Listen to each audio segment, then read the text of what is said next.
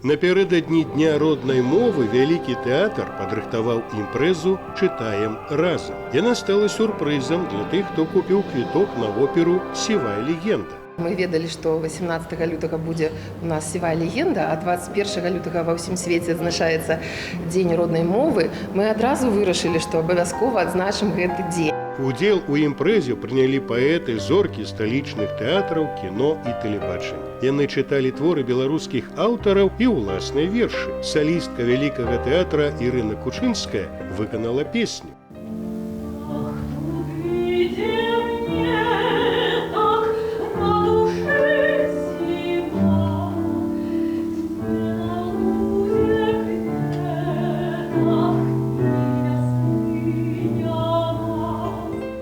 Телеведущая Светлана Боровская распавяла народную сказку «Старый батька». Вот знаете, мне трудно говорить, потому что у меня действительно папа старенький, очень болен. И я решила сделать так.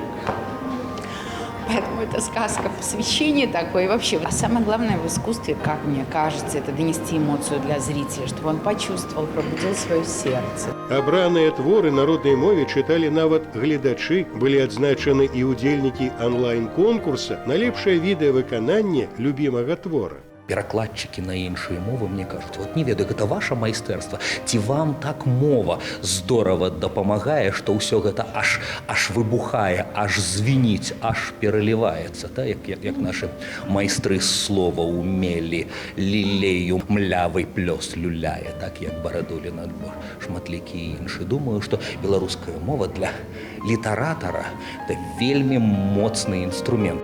Лірычны вечар скончыўся па-сапраўднаму рамантычна. Адзін з гасцей зрабіў сваёй каханай прапанову рукі і сэрца, вядома ж, на роднай мове.